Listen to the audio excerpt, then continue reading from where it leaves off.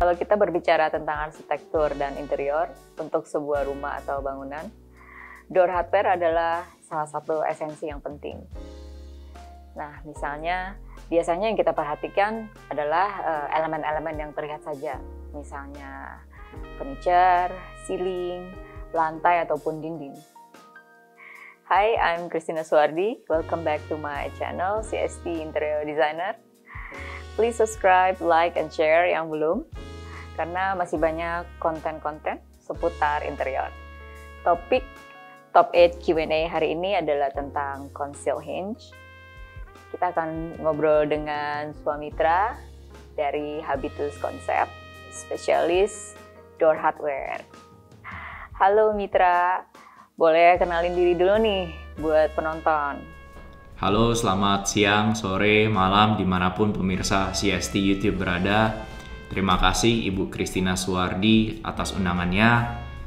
Nama saya Swamitra dari Habitus Concept. Pertama-tama saya ucapkan semoga semuanya dalam keadaan sehat. Kita sama-sama bernavigasi di dunia yang sedang menghadapi pandemik ini. Jadi semoga semuanya cepat berlalu. Sedikit introduction mengenai Habitus Concept. Kita sudah berkecimpung di dunia building supply, khususnya di perkuncian, perengselan, door hardware atau ironmongery, lebih spesifik lagi untuk perumahan. Jadi 95% project kita itu lebih ke perumahan, akan tetapi juga tetap relevan untuk office atau commercial usage. Di sini kita akan sharing-sharing sedikit mengenai problem-problem yang sering terjadi di perkuncian atau door hardware yang sering dihadapi oleh banyak orang. Thank you juga Mit sudah mau ikutan Q&A hari ini. Pertanyaan pertama adalah kenapa conceal hinge banyak dipakai di project-project sekarang ini? Ya, itu betul sekali. Karena sekarang trennya flexibility in terms of door hardware. Pada saat terpasang conceal hinge itu flat. Biasanya kan kalau butterfly hinge kelihatan dari belakangnya. Kalau ini flat, ini contohnya butterfly hinge. Ini pintu, ini frame-nya. Jadi pada saat pintu tertutup kelihatan engselnya. Butterfly hinge. Conceal hinge ada looks-nya seperti ini. Oh, ini dia. Ya, ini pada saat kebuka pintunya, ini contoh ya. Pada saat tertutup, everything is flat. Jadi sangat cocok dipakai untuk hidden doors atau untuk pintu masuk ya. Terus kedua itu clean looks, slick. Ini contohnya yang untuk warna hitam. Mungkin bisa disamakan warnanya uniform look dengan door hardware warna hitam. Jadi pada saat pintu kebuka, semua door hardware-nya satu warna, satu tone.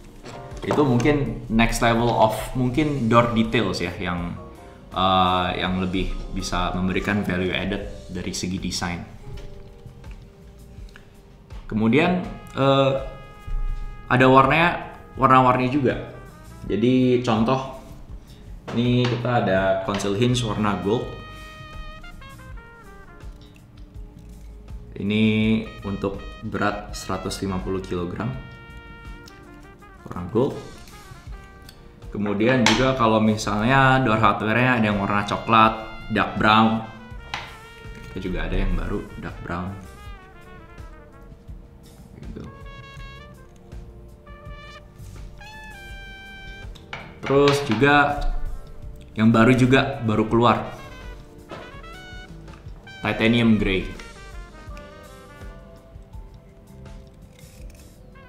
Mungkin ini cocok sama door hardware yang warnanya grey atau silver. Ya, ini mungkin masih sedikit beda, cuma sekarang kan trendingnya itu ke grey door hardware-nya. Jadi itu bisa dicocokkan juga. Nah, ini contoh, ya ini silver sih.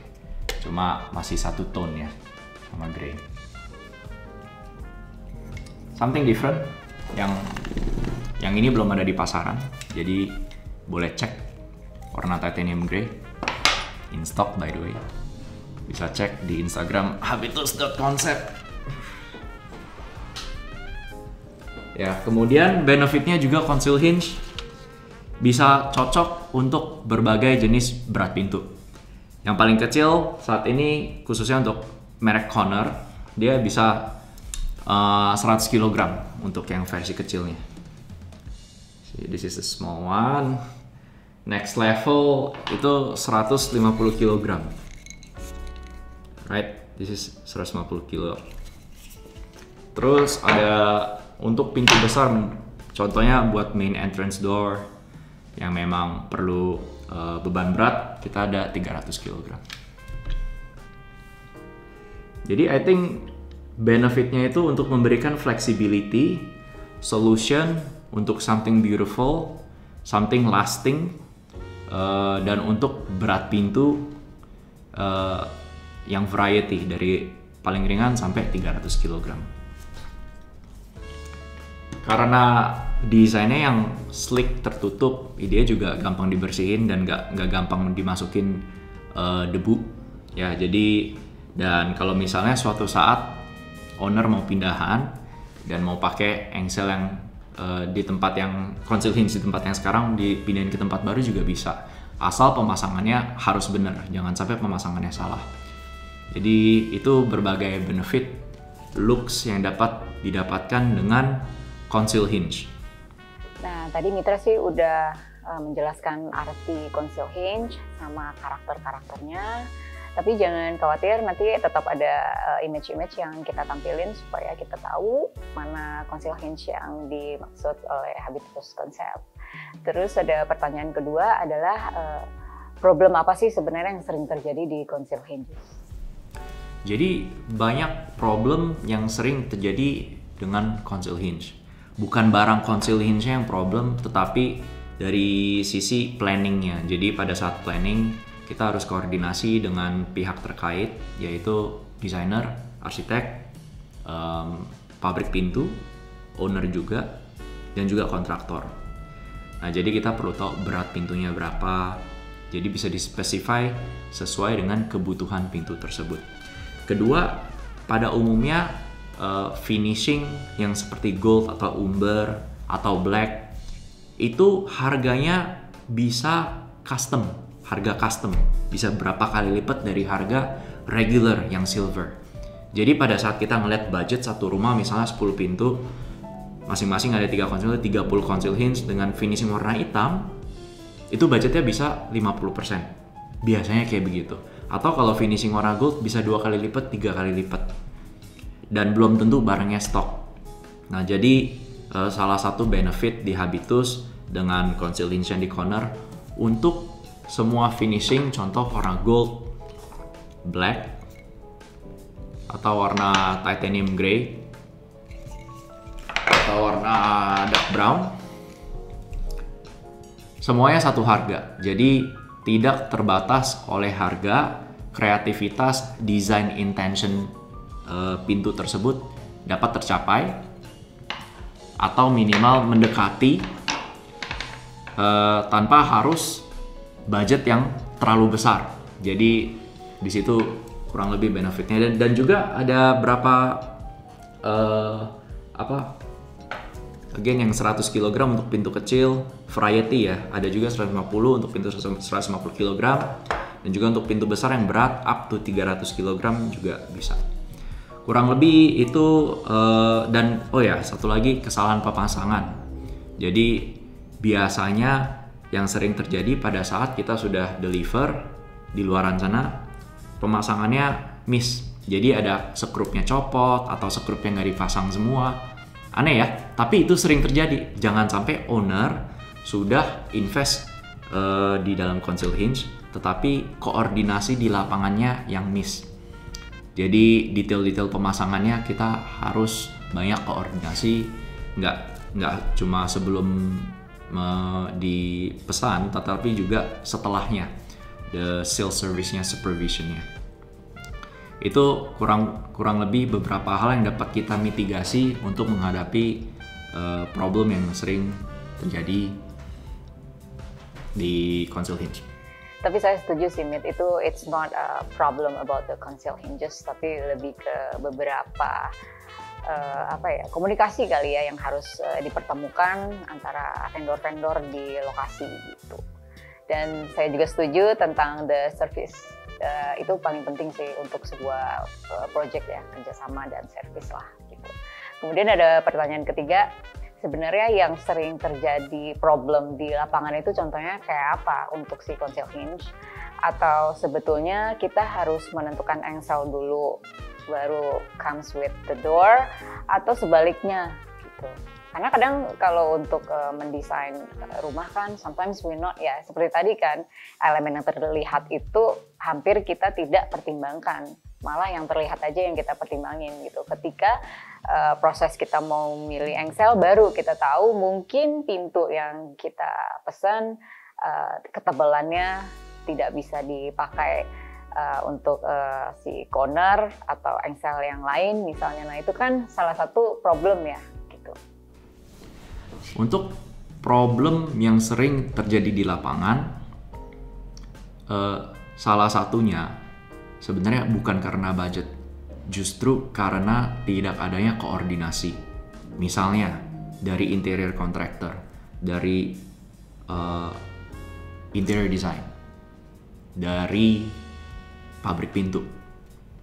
Pintunya udah jadi, tetapi problemnya mungkin kusennya kurang tebal. Jadi contoh, ini 38 mm ketebalannya. Kalau kusennya 35 mm, berarti nanti kena dinding. Nah itu salah satu yang harus dimitigasi tuh, dari early stage harus di planning. Ini sangat sering terjadi. Kedua, daun pintunya kurang tebal. Jadi untuk di bawah 40 mm kita tidak menganjurkan untuk menggunakan conceal hinge. Akan tetapi benang merah pintu di Indonesia sekarang tambah lama, tambah tebal, tambah berat.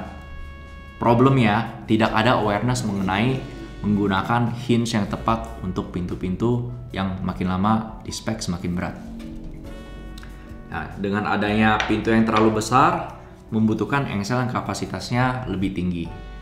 Otomatis budget untuk conceal hinge-nya juga semakin naik. Nah, itu sebenarnya door planning ini terkait erat dengan budget planning sebuah proyek. Jadi bisa jadi kita bisa maintain intended design dengan pintu yang sedikit lebih ringan dan budgetnya bisa kurang 30%. Contoh, kalau ini kapasitasnya 150 kg, kalau pintunya itu di 175 kg planningnya, kalau sebelum diproduksi ya, mungkin kita bisa kasih advice, oke, mungkin tingginya dari 3 meter turunin ke 2,4 meter atau 2,8 meter, di mana berat tersebut bisa rendah 30%, jadi bisa menggunakan hinge yang tidak terlalu, nggak usah menggunakan hinge 300 kg misalnya. Nah, jadi hal-hal tersebut yang kita bantu owner, kita assist owner untuk mengambil keputusan lebih tepat yang sesuai dengan budgetnya, dan juga kita provide hardware yang lasting. Jadi it's a good investment. Setiap rupiah yang diinvest di door hardware itu lebih tepat guna, jadi nggak mubazir gitu. Kemudian juga salah satunya yang dapat membantu planning dari awal adalah estimasi berat pintu. Itu bisa diestimate dengan formula volume meter kubik kali 1000. Jadi tinggi 3 meter, lebarnya 1 meter misalnya, ketebalan 5 cm, itu bisa dihitung kubiknya berapa kilogram. Ini contoh ya, contoh. Kalau untuk pintu 3 meter, lebarnya kali 1 meter, 3 kali 1 kali ketebalan 5 cm, berarti 0,05 cm kali 1000. Jadi estimasinya adalah 150 kg. Untuk pintu 3 meter, lebar 1 meter, ketebalan 5 cm. 150 kg masih bisa pakai ini. Tapi 3 biji. Harus pakai 3 biji, jadi taruh 2 di atas, 1 di bawah. Kalau misalnya, bisa nggak pakai 2 biji saja, 2 engsel saja? Bisa, asalkan tingginya tidak lebih dari 2,8 meter. Jadi juga kadang kenapa kita harus pakai 3? Tergantung kayunya. Kalau kayunya kering, itu tidak mudah untuk ngulet, miring-miring atau ada reaksi dari cuaca. Kalau kering sekali, biasa kalau kering itu ovennya harus 3 bulan sampai 6 bulan. Nah kalau misalnya kayunya tidak kering itu ada resiko untuk ngulet. Jadi perlu 3 engsel, satu lagi taruh di tengah, 2 di atas, satu atas, satu di bawah, satu lagi di tengah. Jadi untuk menghindari pintu yang ngulet kalau orang lapangannya bilang. Sebenarnya sih itu bukan problem untuk si conceal hinge itu sendiri ya, tapi lebih ke problem kita belum punya pengalaman. Sebenarnya kayak misalnya pintu dulu atau engsel dulu seperti tadi saya bilang. Nah, saya punya contoh project sebelumnya. Jadi saya sudah planning pintu seperti apa, gambar tekniknya sudah keluar, dan pintunya sudah on progress, materialnya. Kemudian saya baru menentukan, oke, mitra saya mau pakai corner. Nah, di mana pintu itu tebalnya cuma 4 cm, tapi corner itu butuh space yang lebih tebal misalnya. Karena kan dia masih butuh space untuk biar gigitannya lebih bagus gitu. Nah, tapi memang problem solve karena di Habitus konsep ini punya beberapa jenis hinge gitu. Jadi ya everybody happy karena problem solved. Terus misalnya kemudian ada pertanyaan selanjutnya adalah sebenarnya apa yang membedakan corner dengan merek lain nih? Ya, itu yang membedakan corner dari merek lain adalah dari awalnya this brand itu started as a client-centric door hardware items. Client-centric door hardware items. Dan nomor 2 adalah it's a designer-centric door hardware solution. Jadi client-friendly dan designer-friendly. Nah, apa itu namanya client-friendly? Client-friendly itu kita kasih option banyak. Jadi dari conceal hinge 100 kg, 150 kg, 300 kg, dan warnanya warna-warni dan harganya untuk setiap level of product sama semua. Nah, kalau misalnya salah satu kelebihannya juga the material conceal hinge corner ini itu adalah automotive grade. Jadi yang dipakai di mobil-mobil biasanya this is satu level di bawahnya aviation grade. Jadi engsel ini should last forever. Maka itu kalau misalnya spesifikasinya betul, kalau misalnya pemasangannya betul, this is a lifetime warranty. Jadi nggak usah khawatir, ada apa-apa tinggal telepon, kita bisa bantu warrantinya. Terus juga produk-produk corner yang lain nggak cuma conceal hinge saja. Kalau misalnya begini, ada beberapa pintu yang memang intended untuk sebagai menggunakan butterfly hinge. Jadi ada yang namanya corner titan. Ini corner titan. Ini didesain dan diproduksi di UK, di Inggris. Dan salah satu pabrik butterfly hinge paling ternama di dunia itu letaknya di Inggris.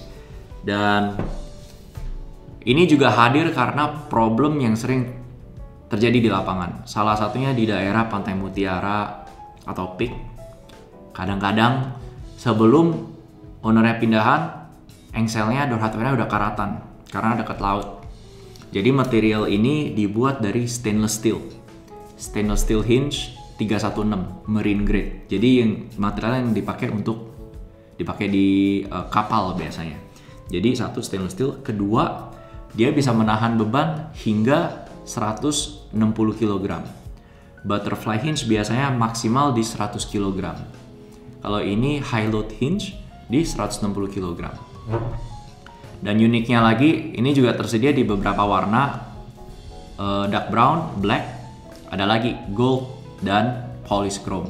Jadi bisa sesuai dengan door hardware yang dipilih.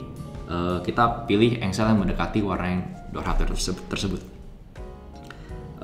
Kemudian juga ini soft edging, jadi nggak kotak, it's soft, lebih friendly looking.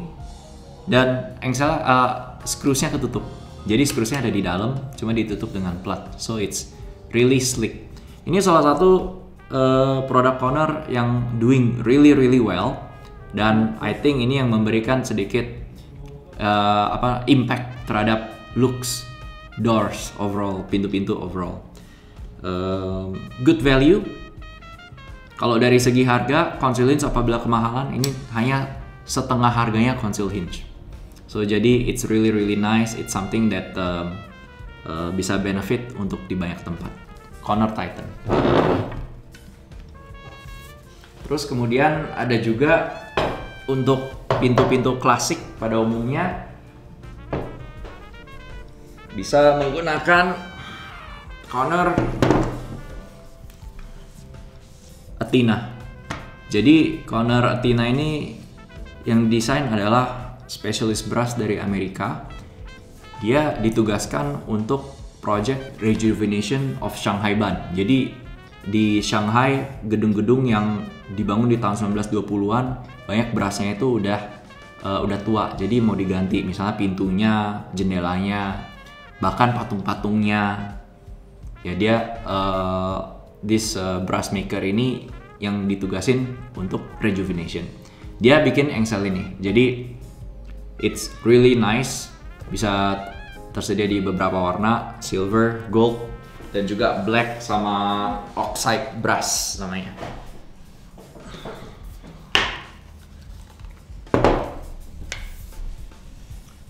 Black oxide brass, dan serunya itu suatu saat kalau bosen sama desain hinge-nya, ini bisa diganti.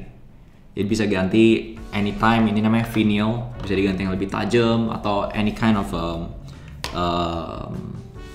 design that intended.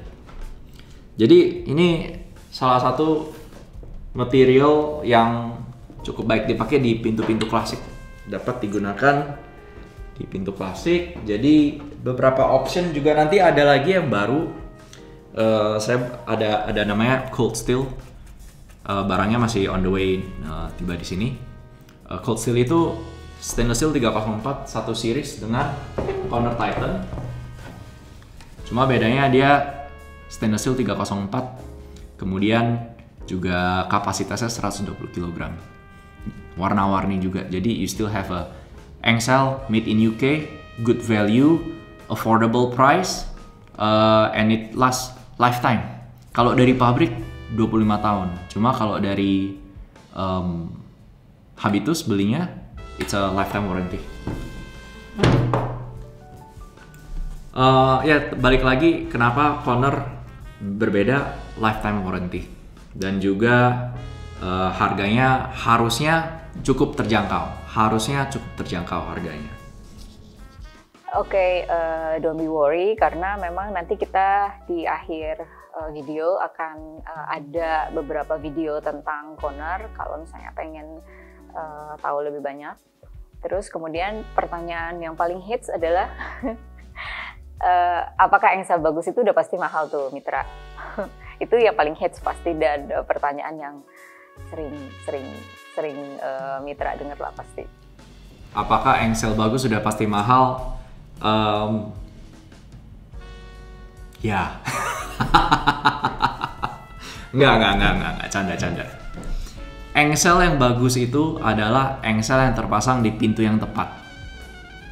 Saya berusaha untuk objektif di sini. Engsel yang bagus adalah engsel yang dipasang di pintu yang tepat.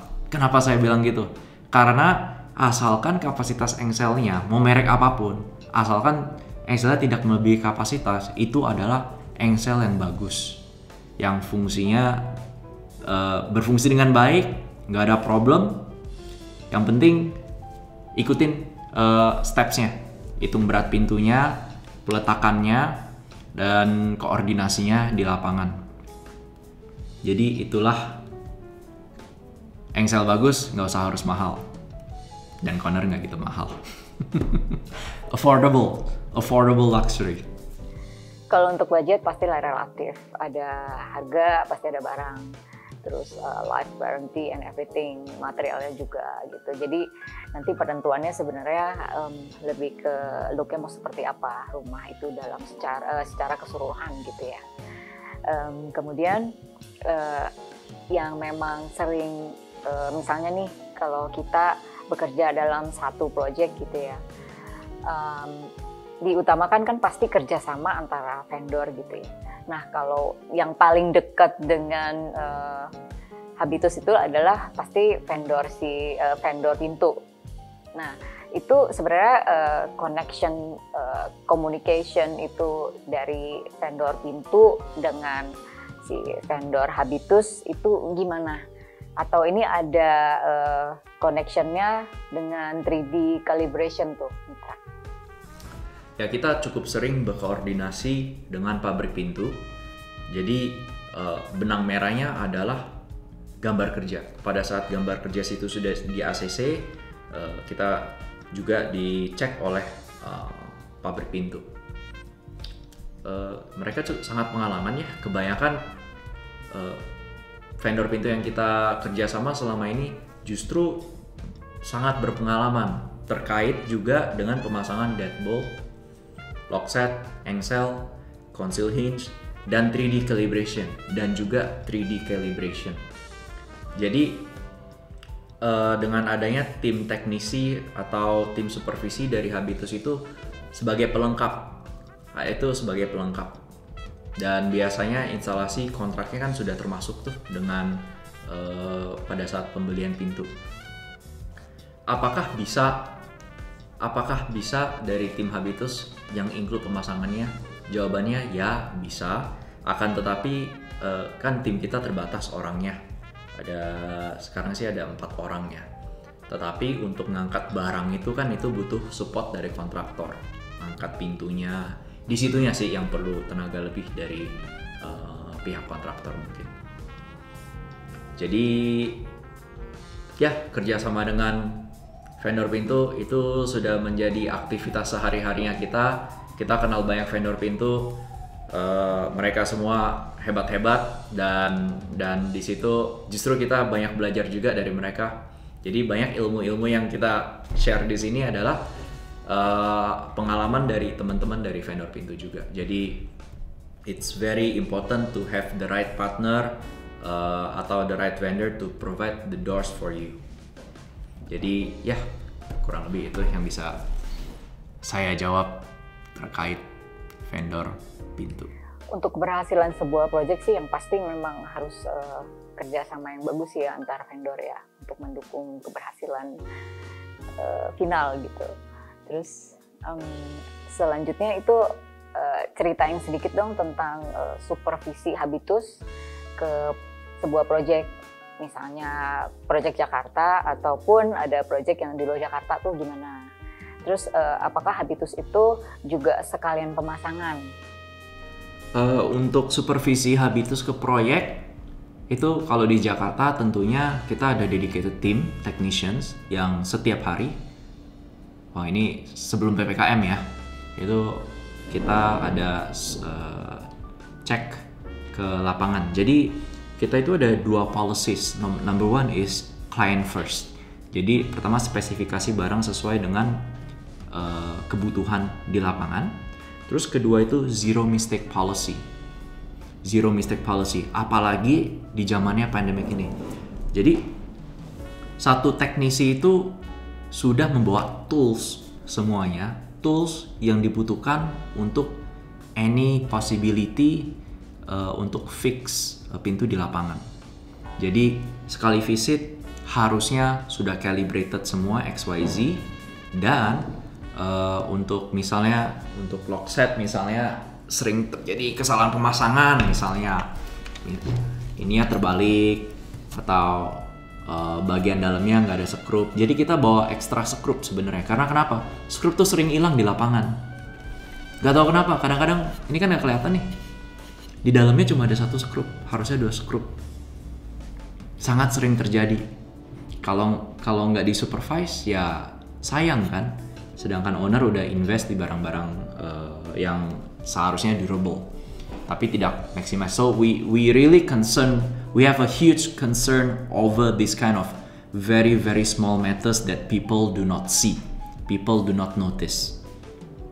They only realize that after 10 years misalnya. Ya itu kalau kita bisa mitigasi dari sekarang, fix dari sekarang, ya kenapa enggak kan? Jadi itu small things matters. Satu teknisi, semua toolsnya lengkap, turun lapangan, cek semuanya, calibrate. Terutama di masa-masa pandemik ini harus prokesnya ketat. So it's a very tight policies that we're executing every day untuk project di lapangan. Oh ya, juga untuk di luar Jakarta, apakah kita bisa kirim teknisi di luar Jakarta? Jawabannya ya. Ya contohnya di Surabaya, kita ke Surabaya itu sebelum pandemik itu sebulan sekali, dan sekali ke situ seminggu. Jadi ada sales team dan juga technical team yang visit Surabaya untuk supervise projects sampai selesai. Jadi Bali juga by appointment juga. Tapi dalam pulang dari Surabaya kita sering mampir ke Jogja, Solo, Sragen karena kita juga ada proyek-proyek di luar kota seperti itu. Jadi kita mampir untuk ngecek pintunya satu persatu. Oke, Mit, thank you for Q&A hari ini. I believe everyone will mengerti ya tentang basic daripada sebuah konsil, pentingnya apa, terus tips-tipsnya seperti apa gitu ya. Nanti setelah ini pasti ada image atau video pendek dari Habitus Concept untuk mendukung konten ini supaya lebih jelas gitu ya apa yang dimaksud dengan corner dan engsel lainnya gitu. Thank you Mitra, stay healthy, stay safe. I see you next time. Terima kasih Ibu Christina atau Cici Christina atas undangannya kepada saya. Kalau perlu informasi lebih detail, kita bisa cek di Instagram habitus.concept @habitus.concept. Dan yang paling penting, stay safe, stay healthy, and thank you for doing this untuk mengembangkan YouTube ini karena kita semua percaya dapat berguna untuk banyak orang. Thank you. So thank you for today. Terus kalau misalnya ada Q&A yang diinginkan tentang material atau apapun, please isi di kolom komentar. Dan juga jangan lupa nonton top 8 Q&A yang lain di channel ini. Kalau misalnya ada waktu nonton konten lainnya, karena masih banyak sebenarnya video-video tentang seputar interior. Okay, I see you next time. Please like, share, and subscribe. Bye-bye.